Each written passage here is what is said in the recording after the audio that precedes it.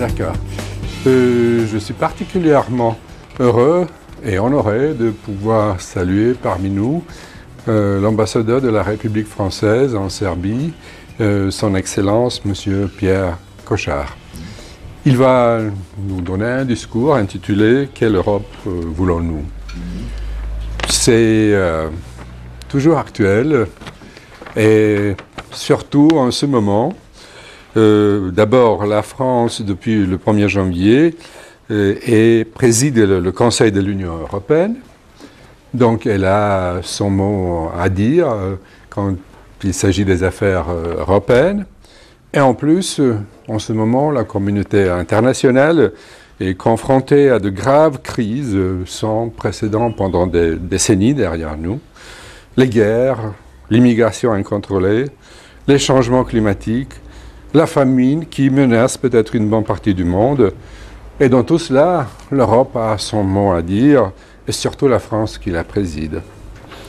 Et il serait toujours intéressant d'entendre, est-ce qu'il y a d'autres plans pour ce qu'on appelle les Balkans, l'Europe du Sud-Est, à part d'interminables attentes dans l'antichambre de l'Europe? Voilà. Ce sera tout de moi. Je vais donner la parole à son Excellence maintenant. Merci beaucoup, Monsieur Sekerouche. Merci aux responsables de la faculté de philosophie et de lettres de Novi Sad, du centre universitaire francophone, du département d'études romanes. Et merci à vous tous, étudiantes et étudiants, d'être venus aujourd'hui. J'espère pour échanger, pour m'écouter, mais aussi pour échanger, pour vous dire quelques propos en effet sur l'Europe, mais j'aimerais beaucoup qu'on puisse garder du temps pour échanger très librement sur l'Europe et sur d'autres sujets. Ce serait aussi très instructif pour moi qui suis en Serbie au fond depuis assez peu de temps, depuis 6 mois simplement, pays que je découvre avec bonheur, mais que je suis loin de connaître encore parfaitement. Alors, quelle Europe voulons-nous? Le choix du titre est important. C'est quelle Europe voulons-nous tous ensemble? Ce n'est pas l'Europe que veut la France, le président de la République, même s'il est tout à fait légitime qu'il ait des idées, qu'il fasse des propositions. C'est quelle Europe voulons-nous, nous, citoyens d'Europe, et vous, qui en faites partie aussi. C'est la raison pour laquelle je sais très bien, et Pavle Sekerouche y faisait allusion à l'instant, que c'est un processus qui dure depuis longtemps, cette perspective européenne pour la Serbie, qui lasse un peu, qui crée des impatiences, voire des désillusions. Moi, je continue à croire en l'Europe, et je continue à croire en ce qu'elle peut nous apporter ici, sur ce continent, entre nos deux peuples aussi, français et serbes, qui ont tellement de choses en commun. Alors, quelques points que je voudrais faire avec vous pour vous dire au fond d'où nous venons et ce que nous avons l'ambition de faire, c'est vrai, dans des circonstances qui ont complètement changé depuis 3 mois maintenant, malheureusement, qui amènent à revoir un peu nos idées, le rythme aussi des décisions que nous avons prises ou des processus que nous avions engagés. On a fêté il y a quelques jours, d'ailleurs à Novi Sad, le 72e anniversaire de la déclaration Schuman. Schuman, c'est la fondation de l'Europe, c'est les idées de Jean Monnet, c'est l'idée que la guerre doit être surmontée par l'entente et la coopération entre les peuples. C'est une idée qu'on a cru jusqu'à ces dernières années aller de soi. Les Européens pensaient que c'en était fini de la guerre. Or, on constate qu'il n'en est rien et que c'est quelque chose qui doit être constamment réaffirmé et renforcé. Cette Europe, elle s'est construite très lentement, je le dis pour ceux qui s'impatientent de ne pas y rentrer depuis 20 ans. Entre 1950 et aujourd'hui, il a fallu beaucoup d'efforts, beaucoup de déceptions, beaucoup d'échecs pour arriver à une union dans laquelle, c'est vrai, nous sommes très proches aujourd'hui et nous partageons beaucoup de choses. Ces erreurs ou ces échecs, la France y a eu sa part aussi. Je rappelle que c'est la France qui a refusé, dans les années 50, ce qu'on a appelé à l'époque la communauté européenne de défense, l'idée d'une union qui ne soit pas qu'économique, mais qui soit aussi, je dirais, militaire, politique, plus forte. C'est la France aussi qui a voté non au référendum sur la Constitution européenne en 2005.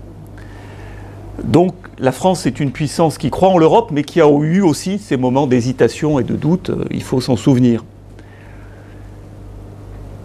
Néanmoins, il y a eu des étapes très importantes qui ont été franchies au cours des dernières décennies, et en particulier, je dirais, depuis les années 90, bien sûr, et la fin de l'Union soviétique. À partir d'une unité économique, on a voulu bâtir une communauté politique. Et donc, on a commencé à parler de ce qu'on a appelé la politique étrangère et de sécurité commune, puis politique de sécurité et de défense commune. C'est la première fois qu'on parle de ce terme en 1998. Ça suscite encore beaucoup de résistance à l'époque. Beaucoup d'Européens se disent « l'Europe, c'est un grand marché, et ça suffit, pas la peine de faire plus. Il y a à côté l'OTAN, il y a les États-Unis qui assurent notre sécurité, pourquoi prendre plus de responsabilités ?» Depuis longtemps, la France plaide pour que les Européens jouent un rôle de puissance, non pas parce qu'il faut être une puissance, mais parce que c'est la condition pour défendre un modèle qui n'est pas le modèle d'autres pays à travers le monde. Ce n'est pas le modèle chinois, ce n'est pas le modèle américain non plus, ce n'est pas le modèle russe non plus. Nous avons franchi une étape importante en 2009 avec le traité de Lisbonne qui a permis pour la première fois de créer l'idée d'une clause de sécurité mutuelle, c'est-à-dire que tout pays européen doit venir défendre un autre pays européen attaqué, que ce soit par des moyens militaires classiques ou par d'autres moyens. Voilà où nous en étions, grosso modo, après d'autres péripéties. Je ne rentre pas dans le détail, mais le Brexit, vous savez, a occupé l'Europe pendant plusieurs années. Ça n'est pas fini.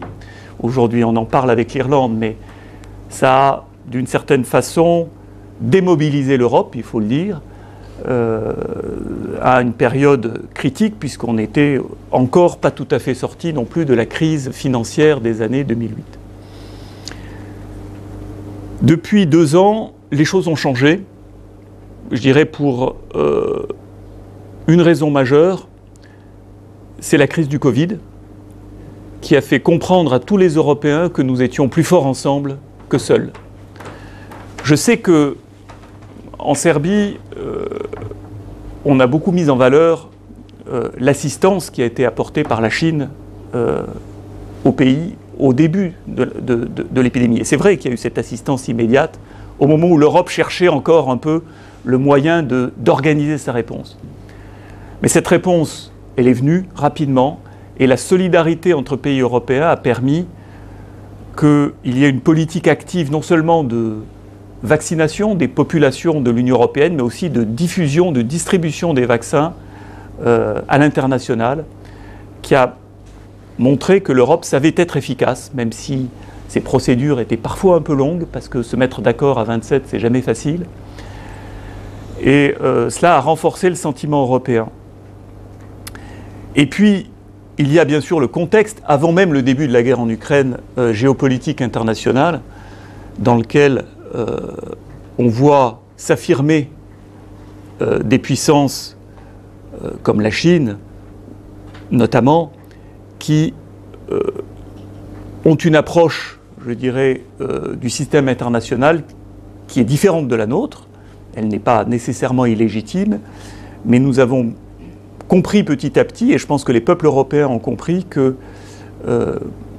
on ne vivait pas dans un monde comme nous l'avions cru un temps après la chute de l'Union soviétique, où tous les problèmes se régleraient simplement par les échanges, par le multilatéralisme, mais que nous étions dans un monde où il fallait aussi affirmer ses positions, être capable de les défendre avec vigueur. Et au fond, et c'est mon deuxième point, c'est un peu le projet de notre présidence française de l'Union européenne, tel qu'il a été présenté par le président Emmanuel Macron à partir du mois de décembre, devant le Parlement français, puis au mois de janvier devant le Parlement européen, avec trois idées fortes qui ont été mises en avant à ce moment-là. L'idée de puissance, l'idée de relance et l'idée de sentiment d'appartenance. Alors je vais expliquer ces trois mots qui sont un peu des slogans, mais qui ont leur importance. L'idée de puissance, c'est qu'il faut aller au-delà dans ce que nous avons déjà fait en termes de capacité de l'Europe à agir de façon unie, à prendre des décisions rapidement, à se doter des moyens, y compris militaires, de défendre ses intérêts à travers le monde. Nous ne partions pas de zéro, c'est des idées qui ont été défendues déjà de longue date par la France, mais qui ont connu un mouvement d'accélération avec un certain nombre de décisions qui ont été prises pour la mise en place, par exemple, de forces militaires permanentes qui puissent réagir très rapidement en cas de crise, au-delà de ce qui se faisait déjà dans le passé en termes de maintien de la paix, mais aussi avec des efforts pour coordonner nos industries de défense, et puis surtout, le plus important, un effort pour que nous ayons une vision partagée de nos intérêts et de la façon de la défendre. Jusqu'à présent, bien sûr, et c'est normal, chaque pays a un peu sa propre analyse, selon aussi sa géographie, son histoire. On ne renonce pas à nos particularités. L'Union européenne, c'est une union de pays qui ont des histoires très différentes, qui gardent leur singularité, mais on a décidé de mettre ensemble un peu notre analyse de la situation internationale. Et ça s'est traduit par ce qu'on a appelé la boussole stratégique, qui a été adoptée sous présidence française et qui résume un peu notre vision des choses et de la façon dont l'Europe veut se positionner dans ce monde. Elle reste fidèle à ses valeurs, c'est-à-dire le multilatéralisme et non pas l'emploi de la force, c'est-à-dire le respect du droit et non pas la défense aveugle de ses propres intérêts, mais c'est des principes qui sont précieux, mais encore faut-il être en mesure de les faire valoir. Deuxième idée, c'est la relance. Là, on est plus sur les sujets économiques. Le Covid, l'épidémie a montré que, eh bien, il fallait non seulement pour se procurer des vaccins, mais aussi pour permettre à nos économies de survivre, que nous agissions ensemble. Jusqu'à présent, il y avait de très forte réticence à l'idée que l'Europe, par exemple, puisse s'endetter collectivement pour faire un grand plan de relance. C'est ce qui a été fait. Les Allemands, qui étaient réservés dans un premier temps, mais d'autres pays aussi, ont finalement accepté cette démarche. Donc c'est 750 milliards d'euros qui ont été investis dans les économies européennes pour éviter qu'elles s'effondrent à cause du confinement et du Covid. Cette relance, c'est aussi des efforts dans le domaine de l'économie numérique pour être plus autonome, des efforts aussi pour défendre un certain nombre de principes face aux géants du numérique, comme Facebook, comme Microsoft, comme les plateformes numériques. Et donc, l'Europe, sous présidence française, a adopté des textes qui protègent les données personnelles, par exemple, qui déterminent les obligations de ces plateformes numériques pour que, en matière de liberté d'information notamment, en matière de lutte contre la désinformation, eh bien, elles puissent faire des choses, je dirais, dans un sens qui respecte les intérêts des citoyens.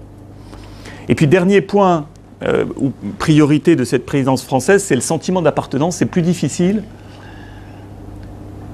Il y a une difficulté avec l'Europe qui n'est pas uniquement présente chez les pays candidats, c'est qu'on a du mal à se représenter ce qu'elle est.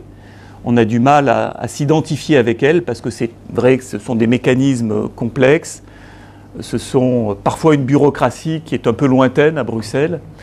Et donc retisser le lien, notamment entre les jeunes et ce projet européen, c'est une de nos priorités. C'est la raison pour laquelle a été organisée ce qu'on a appelé la Convention sur l'avenir de l'Europe, où tous les jeunes notamment ont été appelés à émettre des idées, des propositions, qui ont été remises d'ailleurs au président de la République, président du Conseil de l'Union européenne, le 9 mai dernier à Strasbourg.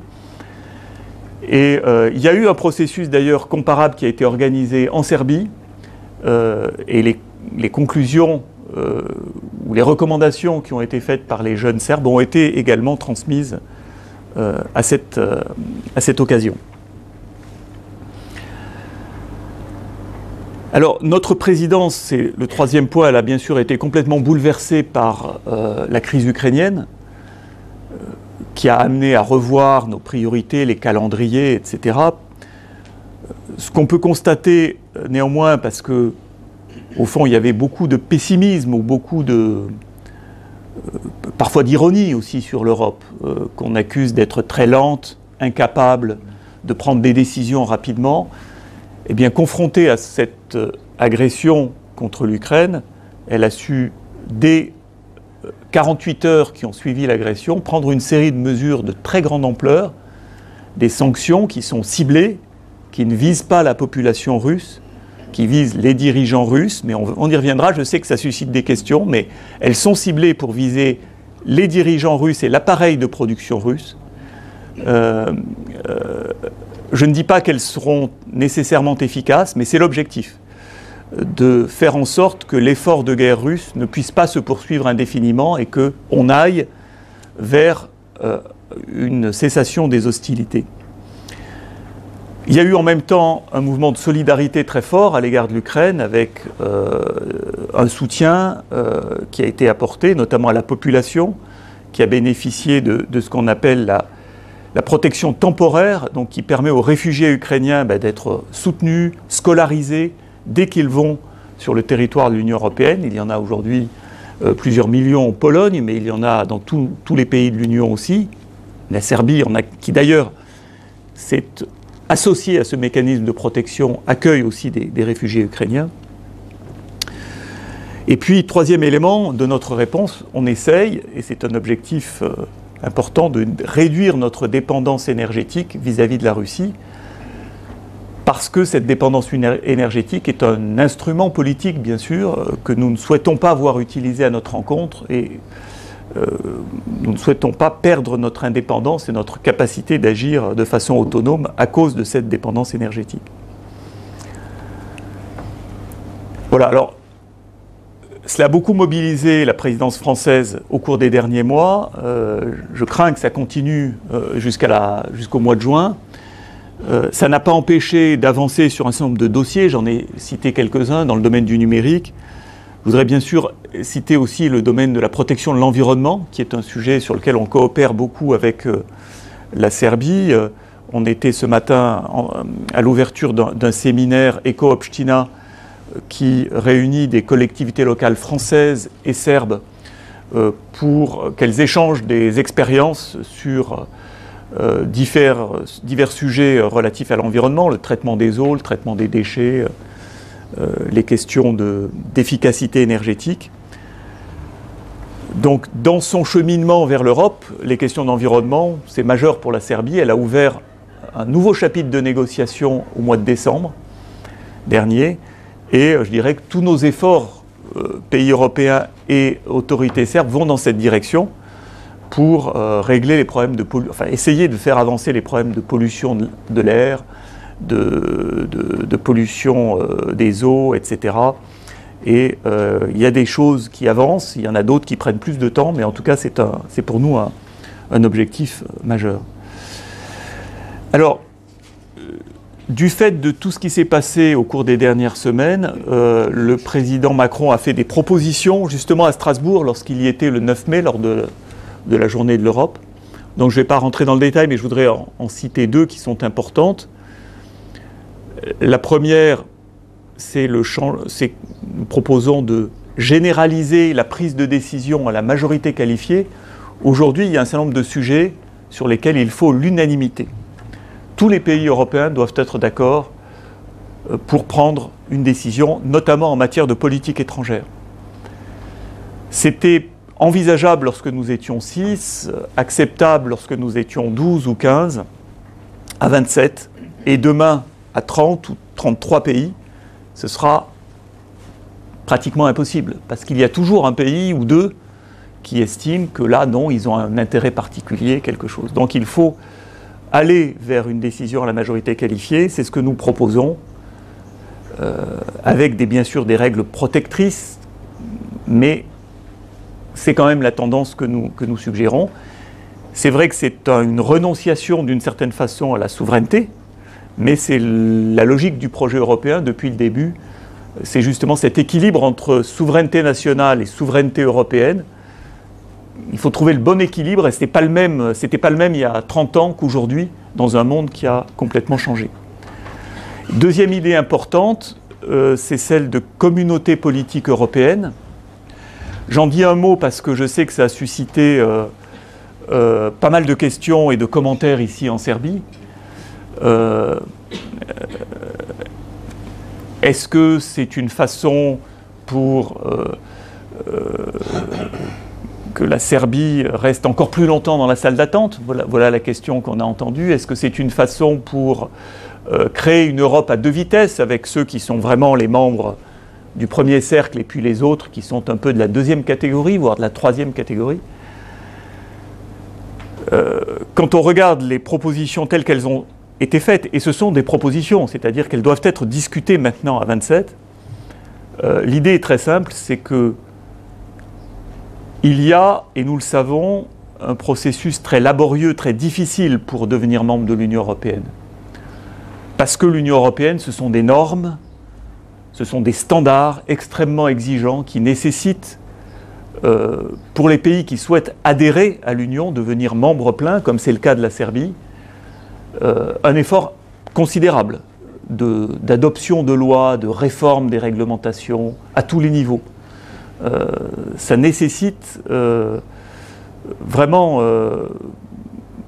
des travaux très laborieux, un consensus politique pour y parvenir, ça n'est pas facile, c'est pour ça que ça prend très longtemps.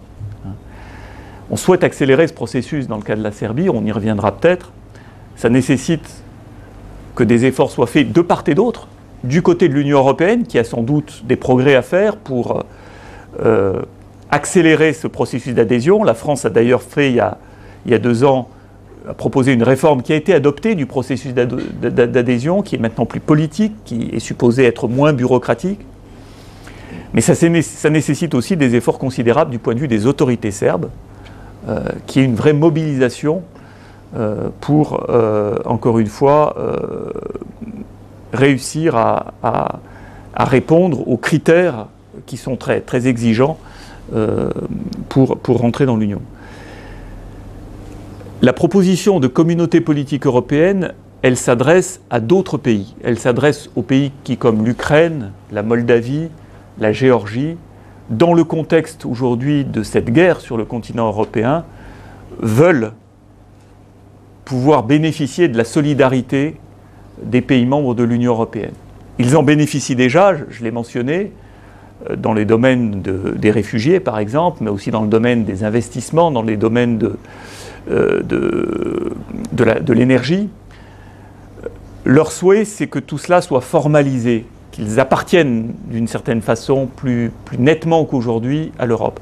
Ce qu'on leur propose, c'est cette communauté politique qui va leur permettre d'être associés à certaines décisions, de bénéficier de solidarité, de bénéficier aussi d'une liberté de mouvement plus grande aujourd'hui dans l'espace Schengen qu'ils en disposent, sans pour autant devenir immédiatement des États membres de l'Union. S'ils souhaitent le devenir, et leur candidature sera certainement acceptée au cours des prochaines réunions européennes, peut-être à la fin du mois de mai ou à la fin du mois de juin, nous savons tous que ce processus prendra du temps et que ce qui est urgent, c'est qu'ils puissent bénéficier tout de suite de ces solidarités. C'est ça l'idée de la communauté politique européenne, ce n'est pas une alternative à l'adhésion, ce n'est pas une Europe de seconde zone, c'est quelque chose qui est un effort collectif pour manifester à l'égard de ce pays notre sentiment d'appartenance justement à une communauté de valeurs. Voilà, je termine ces propos en vous disant quelques mots sur en quoi toutes ces évolutions de l'Europe ont un impact sur la Serbie et sur les Balkans occidentaux en général. Je sais qu'il y a beaucoup d'idées qui circulent, et j'en ai vu encore dans la presse ces derniers jours, selon laquelle la France est catégoriquement hostile à l'élargissement de l'Union européenne. Alors, il faut clarifier les choses, il faut être aussi honnête. Les sondages montrent que l'opinion publique française n'est en effet pas favorable à l'élargissement de l'Union européenne. Pourquoi ? Parce que les derniers élargissements ont donné le sentiment aux Français que l'Europe perdait de sa consistance, perdait de sa cohérence et n'était plus une structure dans laquelle les décisions ont été prises suffisamment rapidement. Donc il y a une sorte de mauvaise expérience des élargissements précédents qui fait qu'il n'y a pas un soutien très fort, c'est très clair de l'opinion. En revanche, les autorités françaises, malgré cet état de l'opinion française, ont très clairement dit qu'elles souhaitaient un élargissement rapide aux pays des Balkans occidentaux. Le président de la République l'a dit, il a reconnu que ça durait depuis trop longtemps, qu'il fallait maintenant des délais raisonnables pour que cette dynamique qui était présente il y a une quinzaine d'années ici renaisse. Voilà. Donc nous avons l'intention de faire le nécessaire pour que cette dynamique renaisse. Je pense que aussi chacun d'entre vous a son rôle à jouer. Les autorités serbes aussi ont sans doute un rôle à jouer. Moi je suis frappé, et ce n'est pas une impression personnelle, c'est ce que montrent les sondages. Les informations positives sur l'Union européenne, il n'y en a presque jamais dans les médias serbes. On ne parle de l'Union européenne que comme une entité qui exerce des pressions sur la Serbie, qui fait du chantage à la Serbie, qui exige, etc. Oui, mais l'Union européenne, peut-être, mais j'en suis pas sûr. L'Union européenne, c'est aussi une entité qui donne de l'assistance à la Serbie, qui offre aux étudiants que vous êtes la possibilité de bénéficier du programme Erasmus, qui offre aux chercheurs la possibilité de bénéficier du programme Horizon Europe. C'est une liberté de circulation dont vous bénéficiez aussi dans l'espace européen. Donc voilà.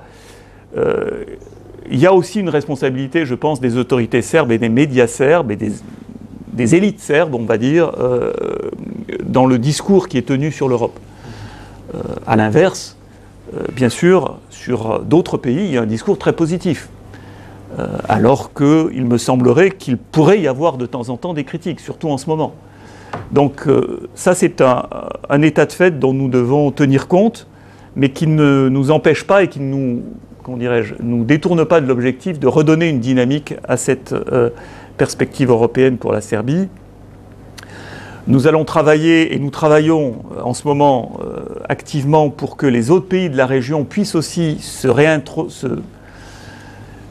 réinstaller dans cette dynamique, notamment l'Albanie et la Macédoine du Nord, qui, en raison d'un différend qui oppose la Macédoine du Nord à la Bulgarie, sont bloqués dans le début de leur négociation d'adhésion. Donc on essaye de surmonter ce blocage. Et puis je terminerai alors en parlant d'un sujet dont on parle beaucoup et dont vous avez sans doute eu l'écho, qui est celui justement de la guerre en Ukraine et de la question de l'alignement de la Serbie sur les sanctions à l'égard de l'Ukraine. Je rappelle d'abord les règles. Les pays candidats à l'Union européenne se sont engagés, lorsqu'ils sont devenus candidats, à s'aligner progressivement sur les décisions de l'Union européenne. C'est un engagement fort. La Serbie a fait des efforts dans ce sens-là, considérables, avant même la guerre en Ukraine. Elle s'alignait sur à peu près 65% des décisions de politique étrangère européenne. Bien sûr, la guerre en Ukraine crée un contexte nouveau. On comprend, on connaît les liens particuliers qui peuvent unir la Serbie avec la Russie. Des liens comparables, d'ailleurs, existent aussi, même s'ils sont d'une autre nature, entre la France et la Russie. Mais ce n'est pas de cela dont il s'agit. Ce dont il s'agit, c'est, au fond, d'un choix de société. Ce qui est attendu, ce qui est espéré de l'Ukraine, de la Serbie, pardon, c'est qu'elle partage notre analyse de ce qui se passe aujourd'hui en Ukraine,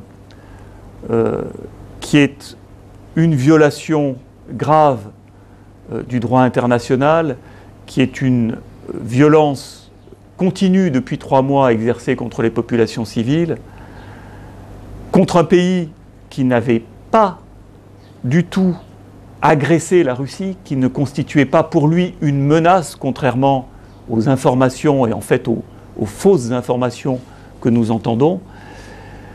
Et face à cela, il est important que nous soyons unis et que notre réaction soit inspirée, je dirais, par les mêmes valeurs. Moi, je suis convaincu que nous partageons la même vision de ce que doit être le continent européen en termes de respect du droit, en termes de coopération. Je ne pense pas que la population serbe sympathise avec l'idée que c'est par la force, par l'agression qu'un pays peut défendre ses intérêts. Et donc ce qui est attendu, c'est au fond ça, c'est un soutien, un sentiment de solidarité partagé entre la Serbie et les pays de l'Union européenne. Moi, je suis optimiste sur le fait que cette communauté de vues, elle va se manifester de plus en plus et que nous pourrons, de ce fait, accélérer, comme c'est encore une fois le projet de la présidence française de l'Union européenne, notre cheminement commun et l'objectif d'une adhésion pleine et entière de la Serbie à l'Union européenne.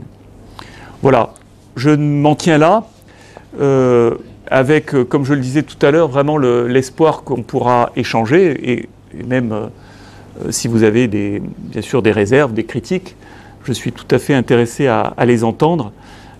Mais en tout cas, merci de votre attention à tous. Et merci encore aux organisateurs de cette rencontre.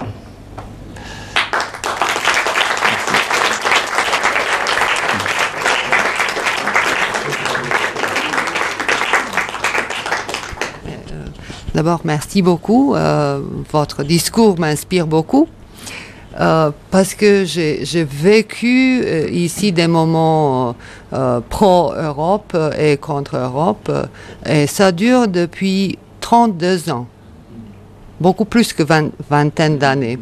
Ça veut dire que j'étais étudiante et j'ai eu l'impression que ça va se passer vite. Et oui, voilà, l'Europe, mais je suis déjà les cheveux grises et j'ai une fille de même âge. Il y a 30 ans, j'étais la fille et les questions restent les mêmes. Mais vous avez pertinemment remarqué que nos médias ne se montrent pas très favorables ou que les infos qu'on a ne sont pas tout à fait correctes à propos de l'aide et tout ce qu'on partage avec l'Europe. Donc la question pour vous, est-ce que vous croyez que les médias en Serbie sont libres? C'est qui décide? Parce que au moins le bâtiment ici est libre pour parler, mais est-ce que tout ce qu'on dit ici va arriver ailleurs? Parce que vous avez parlé de l'élite, et j'imagine que l'élite de la future, c'est ici. Mais j'ai bien peur que cette élite va finir en France ou ailleurs. Donc, bon, c'était juste pour montrer aux étudiants qu'on peut parler français sans avoir étudié le français. Donc, vous, les étudiants, et surtout les profs de français, osez poser des questions, les commentaires. Moi, je suis ravie, j'adore parler en français et je peux continuer. Mais, voilà. Merci. Écoutez, oui, la liberté des médias, c'est un enjeu fondamental aussi dans les négociations entre l'Union européenne et la Serbie. Ça fait partie de ces chapitres qu'on appelle État de droit qui, justement, à la demande de la France, sont des chapitres qui ne se ferment pas tant que tous les autres ne sont pas fermés. C'est-à-dire qu'ils restent ouverts pendant toute la durée de la négociation. Ce qui veut dire que nous sommes toujours à même de discuter avec les autorités serbes pour faire remarquer que telle ou telle législation, telle ou telle réglementation ne favorise pas la liberté des médias, que tel ou tel comportement même à l'égard des journalistes qui peuvent se sentir menacés dans certains cas tel commentaire public d'un homme politique à l'égard des médias ne respecte pas ou ne va pas dans le sens de la liberté de l'information. Donc ça, c'est un débat constant que nous avons. Il y a certainement, dans tous les pays, des progrès à faire, mais en Serbie également. Oui. Et l'image de l'Union européenne, dans ce contexte médiatique qui n'est pas parfait, en effet, moi, elle me frappe. Elle me frappe parce que je ne demande pas à ce qu'on fasse les louanges de l'Union européenne tous les jours. Il y a beaucoup de critiques, et dans les médias français aussi, et dans l'opinion publique française aussi. Mais quand même, je trouve que l'image est très négative, et uniformément négative, ce qui est très, très surprenant. Voilà. Donc il y a encore le progrès à faire. Voilà.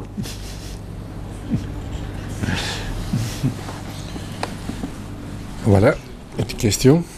Tu l'as pas... prenez ça.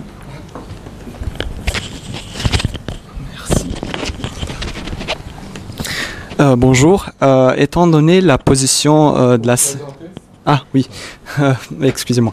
Je m'appelle Moustapha Youssif, je suis l'étudiant du français, et de la langue française et littérature en 2e année. Et je voudrais poser une question concernant la position de la Serbie, étant donné la position de la Serbie en ce moment. Est-ce que vous trouvez que notre pays a des moyens pour réussir à entrer l'Union européenne, comme vous avez déjà mentionné? Et ma deuxième question est que pensez-vous des relations franco-serbes? Est-ce qu'elles sont plus fortes qu'avant ou... Oui, c'est tout. Merci. Bravo pour le français et pour les questions. Alors, bon, sur le premier point, donc toujours le cheminement de la Serbie pour l'adhésion à l'Union européenne, oui. Encore une fois, j'ai insisté, et vous avez également mentionné le fait que c'est laborieux, que c'est difficile, mais il ne faut pas non plus oublier les progrès qui sont faits et les très grands atouts aussi de la Serbie.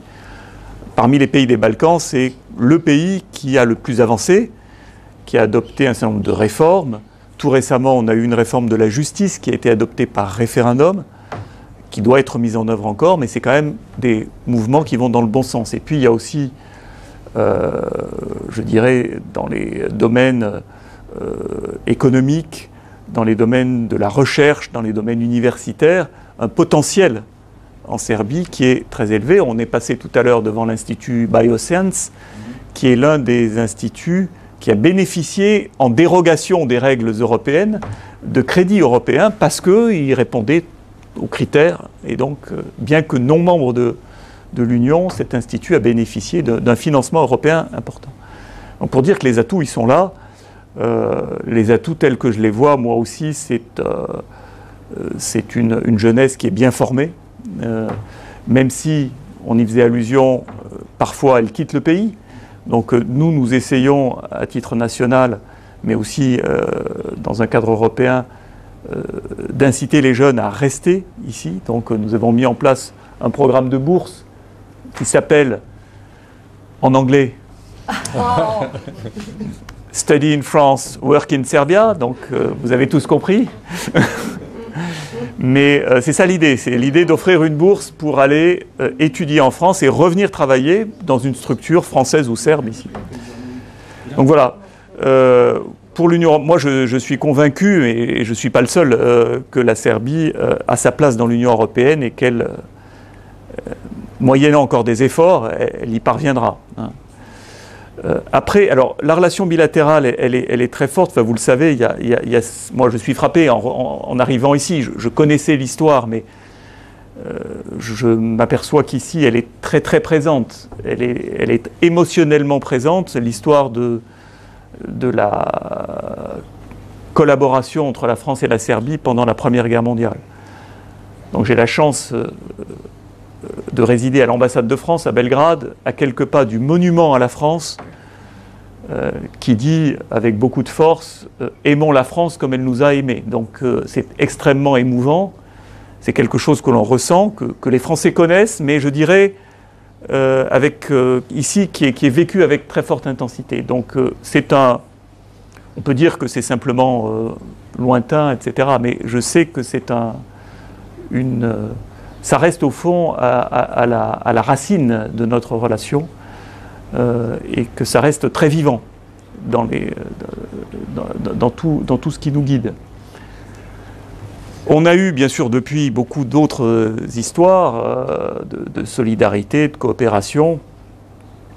Il va y avoir, je le signale parce que ça va commencer bientôt, un film qui va être tourné en Serbie sur cette affaire de Vinča dont vous avez peut-être entendu parler. Vinča, c'était un centre de recherche atomique en Yougoslavie à l'époque, près de Belgrade, dans lequel il y a eu un accident nucléaire et 6 personnes ont été contaminées, irradiées très gravement, et du coup, elles ont cherché, enfin les autorités yougoslaves à l'époque ont cherché où elles pourraient être soignées. Elles ont vu qu'il y avait en France un institut qui était très réputé, qui s'appelle l'Institut Curie, et ces 6 personnes ont été envoyées en France, et l'idée qui a été avancée par un jeune médecin français à l'époque, c'est qu'il faut tenter quelque chose qui n'a jamais été tenté jusqu'à présent, qui est une greffe de moelle osseuse. Ça n'avait jamais été fait. Ça a été fait, tenté, mais on s'est dit, mais qui va donner? Il faut un donneur de moelle osseuse pour faire une greffe. Et il y a un appel qui a été lancé, et tout le monde a été surpris par le nombre de volontaires français qui ont dit, ben moi je veux bien donner ma moelle osseuse pour soigner ces scientifiques serbes, alors que personne ne savait trop comment, enfin les risques qui étaient associés à ça. Donc ce film va raconter cette histoire, avec des acteurs serbes et français d'ailleurs, voilà, pour donner un exemple de ce qui nous unit aussi. Alors au-delà, entre la France et la Serbie, il y a eu des moments d'incompréhension, hein, c'est très clair. Il y a eu peut-être la première incompréhension, elle est du côté français, c'est que, et c'est un traumatisme qui existe aussi chez les autres Européens, c'est que nous avons vu éclater la Yougoslavie, se produire des massacres terribles à proximité de l'Europe, et nous avons été impuissants à les prévenir ou à les empêcher. Malgré nos efforts, malgré les troupes de maintien de la paix qui ont été, et les soldats français, près d'une centaine qui sont morts pour maintenir la paix. Et ça a été un traumatisme qui explique, et c'est ce que je sais que c'est difficile à comprendre, mais qui explique la force, et vous diriez peut-être la brutalité de la réaction en 1999. En 1999, quand l'OTAN décide de bombarder un certain nombre de villes serbes, c'est parce qu'il y a la mémoire de ce qui s'était passé en 90 et en 95, où on avait essayé d'empêcher des massacres, mais ces massacres avaient eu lieu. En 99, à tort ou à raison, je sais que certains pensent à tort, moi je ne le pense pas, on avait le sentiment que quelque chose de très grave pouvait se passer au Kosovo, avec des massacres peut-être de population.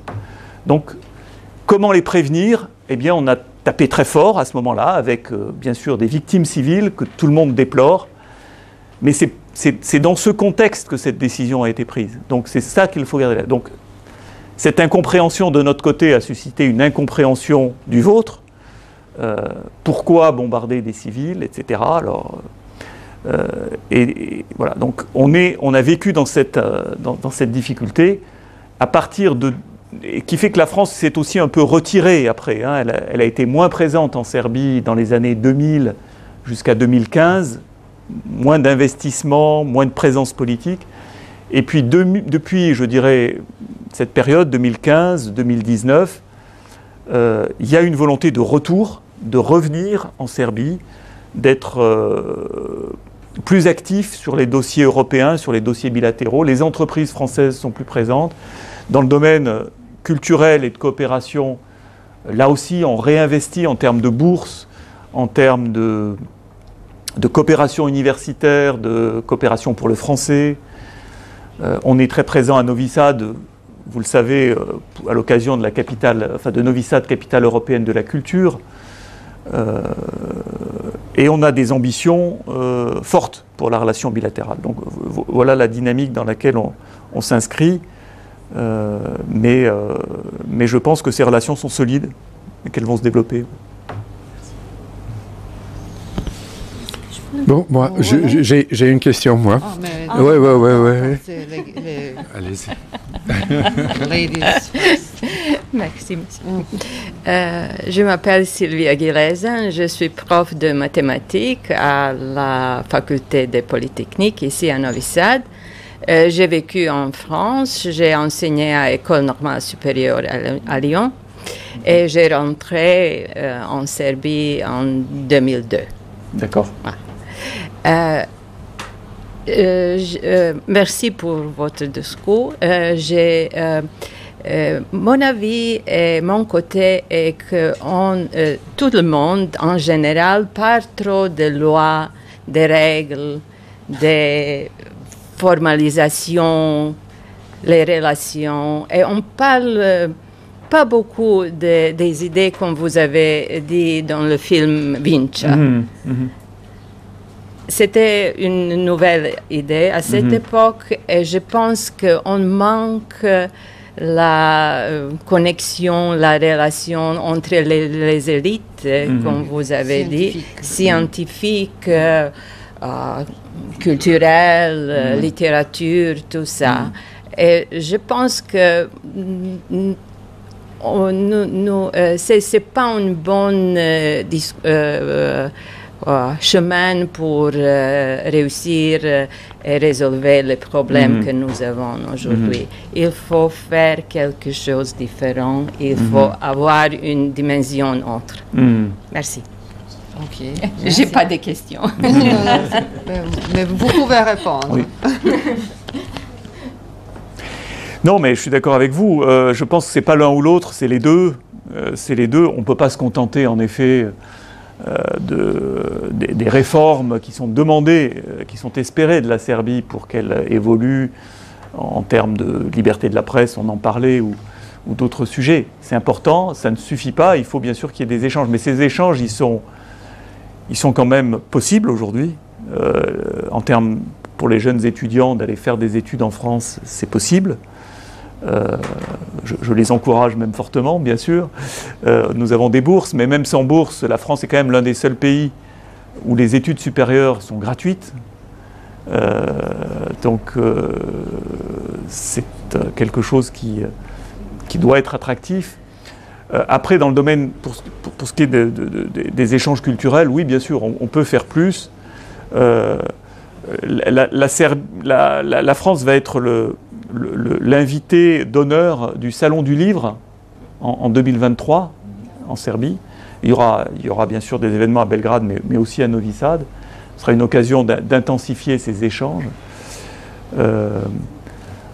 On compte beaucoup aussi sur les régions françaises pour venir en Serbie présenter leurs caractéristiques culturelles, touristiques, etc. Ça aussi, ça compte, puisque la France, c'est des régions très différentes.